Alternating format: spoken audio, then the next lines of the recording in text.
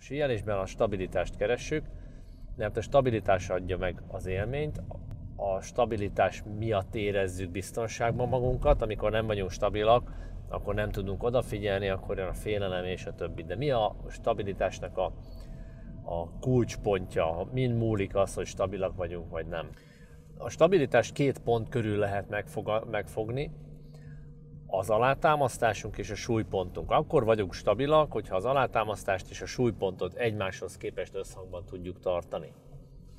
A síelésben az egyik ilyen pont tehát a talaj környéke, a talajsíléc sícipő, a másik a súlypontunk környéke, amit a csípőn környékén található, és a kettő közötti összeköttetést kell valamilyen módon rögzíteni és stabilan tartani.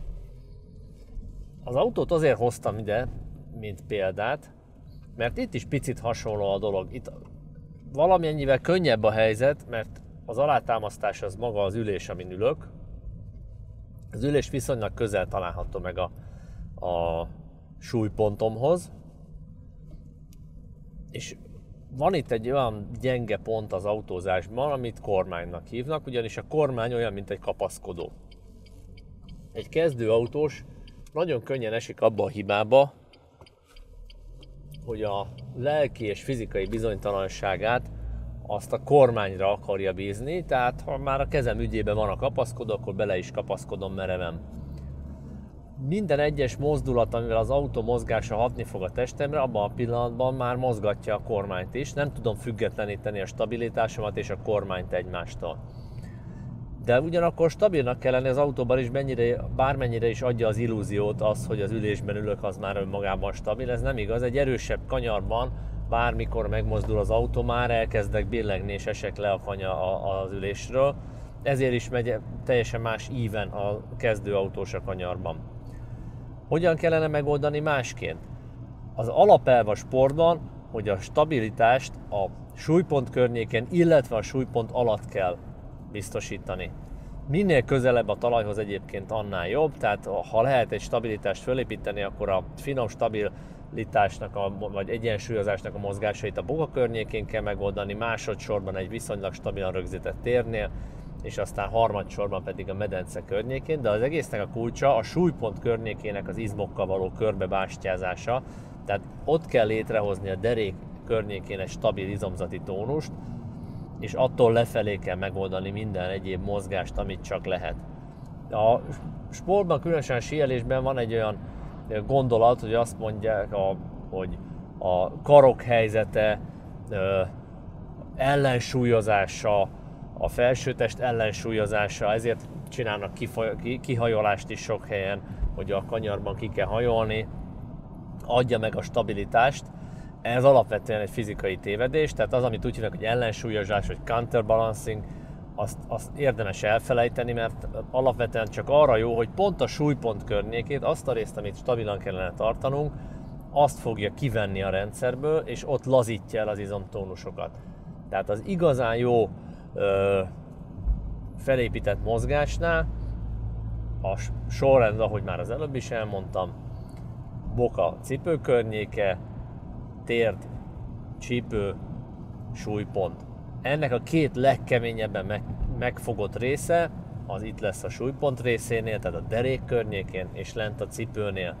Az autós, hogyha képes arra, hogy viszonylag feszes módon fogja meg a testét, és úgy menjen bele a kanyarokba, akkor könnyedén fogja tudni használni a kezét.